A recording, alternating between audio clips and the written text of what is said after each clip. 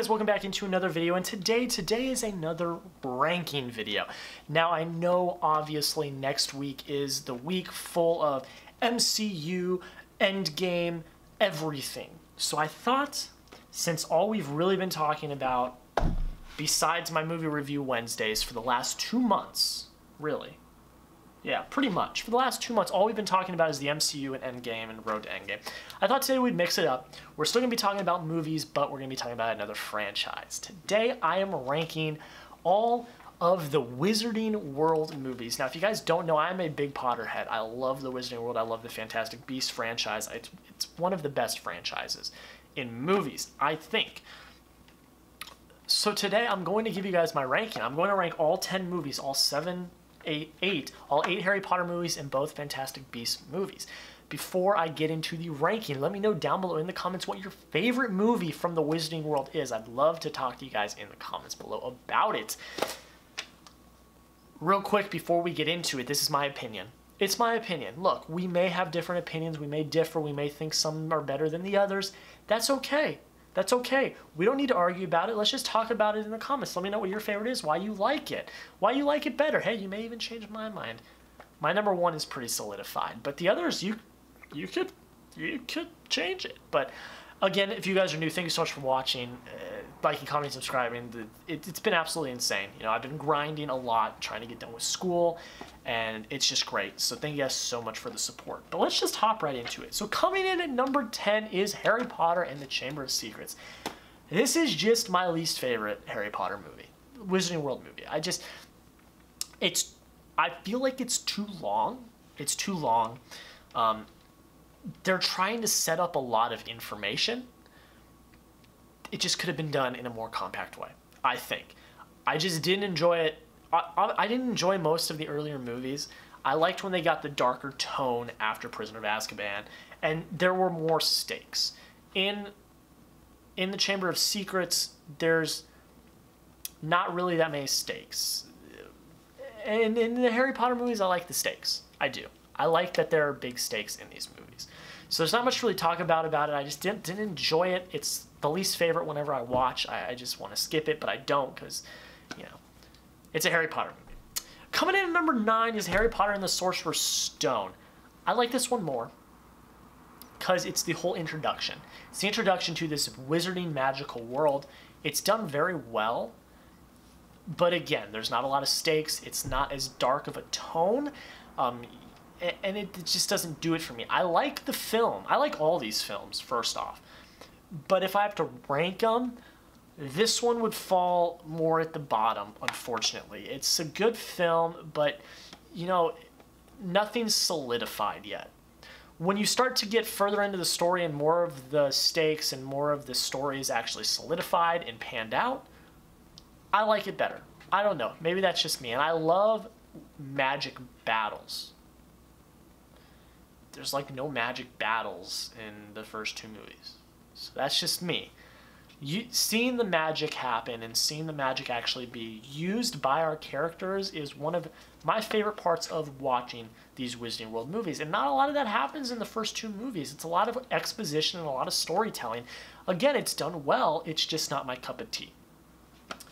Coming in at number 8 is Harry Potter and the Goblet of Fire. I used to absolutely love this movie. I still like it, but when examining the entire Wizarding World, it just falls a little bit flat.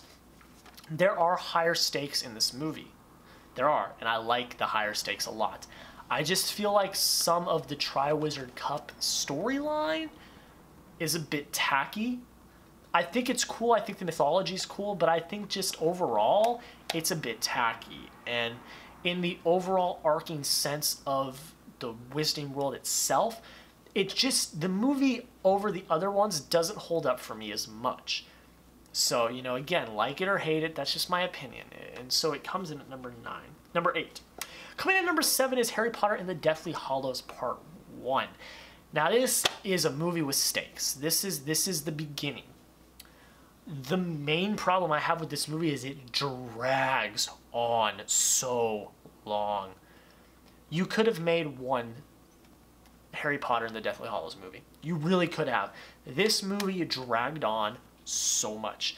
And Obviously, there were things happening to move the story along that had to happen. I think it could have been done in a more compact way, but it's just how it panned out.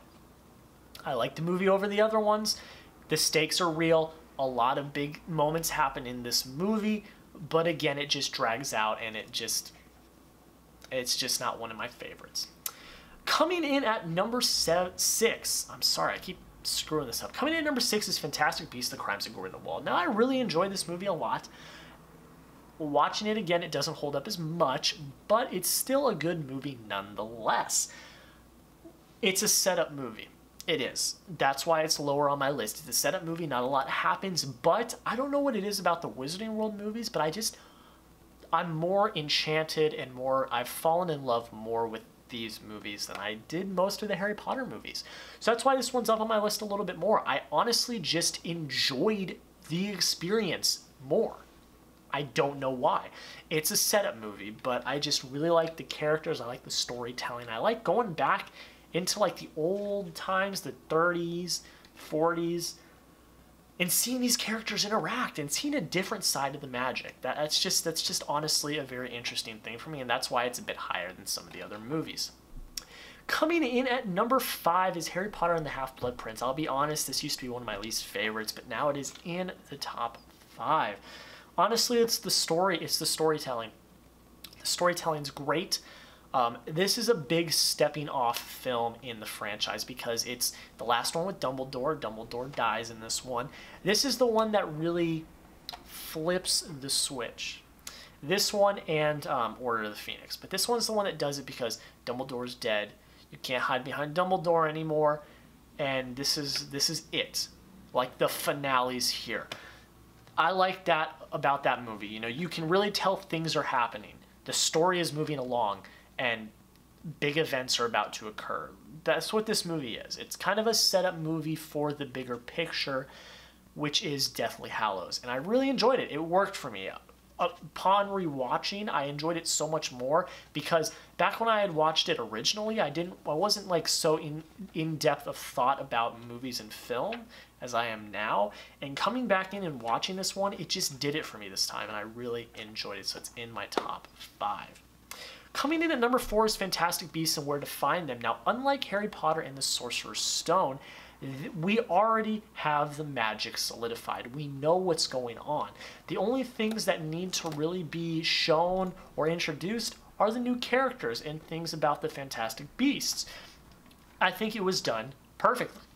I fell in love with Newt and Tina and Jacob and Queenie and all of them. I loved them from the start, and I loved this storyline. Again, like I said with Crimes of Grindelwald, I don't know what it is about these Fantastic Beasts movies, but I've just fallen in love with them. I've fallen in love with this series. A lot of people will say that that's a hot take, but I don't know. I just love these films. I love the Fantastic Beasts films. But overall, it's just a good movie. Honestly, I think it's a good movie. I enjoy it. I enjoy watching it. It's a great movie, and that's why it's at number 4. Coming in at number 3 is Harry Potter and the Prisoner of Azkaban. This is the one that really sets off the dark tone. You got a new director after the first 2, and you really start to learn the dark tone. You're introduced to the Dementors, you're introduced to Sirius Black, and this is a big stepping off point because the magic is starting to be used more. You can see that the characters are really starting to grow up, and that the stakes are starting to actually be raised, which I think is all really big. And also the whole, you know, Voldemort and that is starting to come centerfold, and Harry is starting to figure it out, which I think is such a great part of the story and a part that really dragged me in. The time travel is a bit wonky, but it's clever in the way they did it, I think. And yeah, it's just a good movie. A lot of people like it. A lot of people, it's in their top 3. Most of them have it like their 2 or their 1. So I think to have it in my top 3 is not much of a hot take. It's a pretty cold take if I do say so myself. Coming in at number 2 is Harry Potter and the Order of the Phoenix. This movie is, and I say this for a lot of them, there's a lot of stepping off points in this franchise, and it's because big new things happen that are important. And for Order of the Phoenix, the big stepping off point is it's time to start fighting It's time to start fighting. Voldemort's back. The threat is real. It's time to start working to stop him. That's what this movie's about. We have our first really big fight. You have kind of a fight between Harry and Voldemort in Goblet of Fire, the movie beforehand. But you have the first big fight in Order of the Phoenix in the Ministry of Magic with the small ragtag team of Dumbledore's army as well as the Order against the Death Eaters, and then Voldemort shows up. And the whole last half an hour from when they go into the Ministry of Magic to the end is the best. It's one of my favorite sequences in the entire Wizarding world. I think it's absolutely fantastic. You have Voldemort versus Dumbledore facing off. Then you have Voldemort trying to get into Harry's head, and Harry fights him off. And then the Ministry sees Voldemort, and finally they know he's back. And this movie has one of the best villains in Dolores Umbridge. She's terrible, but that's what she's supposed to be. She's a villain, and it just works. It works really well, and that's why it is my number 2. And of course, at number 1, you already know what it is. My number 1 movie in the Wizarding world is Harry Potter and the Deathly Hallows Part 2. It's the culmination of all 7 movies. Just like Endgame, it's a big culmination. It's a lot of payoff. You learn the fate of Harry. You see what's going to happen. It's the final showdown between Harry and Voldemort. The Battle of Hogwarts will forever, in my opinion, be the greatest sequence in all of the Wizarding world. In particular, the final battle between Voldemort and Harry in the courtyard. That is not only one of the most iconic scenes in film, but one of the most iconic sequences in the entire Wizarding world. I absolutely love this movie. I remember seeing it in theaters. It was the end. It was the end for our heroes. This was it. This was the final conflict, the final battle. And I absolutely loved it. It's not only my favorite movie in the Wizarding world, it is my number 3 favorite movie of all time. That's a pretty big deal. That's a pretty big deal. But again, guys, let me know down in the comments below, what is your favorite movie in the Wizarding world? Is it Deathly Hallows Part 2? Is it Prisoner of Azkaban? Is it any of them? Let me know down below. I'd love to talk to you guys in the comments about the Wizarding world. I love the Wizarding world. It's one of my favorite franchises in film. And yeah, guys, that's pretty much it. We are coming up to what I am going to call Endgame week. This is the last non-Marvel related movie until after Endgame. So basically, to run it down for you guys, got the schedule right here. On Monday, you will get the finale of Road to Endgame. It will be my Captain Marvel review. Then on Wednesday, you will get a summary of the MCU. Then on Thursday, the night Endgame is released, you will get my guide of everything to know before going in to Endgame. Then the next day on Friday is my official Avengers Endgame non-spoiler review. Then 2 days later on Sunday will be my MCU ranking with Avengers Endgame, hopefully with my sister. We'll see if we can get her on. And then that Monday, I will have my Avengers Endgame spoiler discussion. But that's pretty much it, guys. Thank you all so much for watching. Again, thank you all so much for liking, commenting, and subscribing. It means the absolute world to me. But yeah, guys, that's pretty much it. Thank you all so much. Have a great rest of your day, and we will see you in the next video.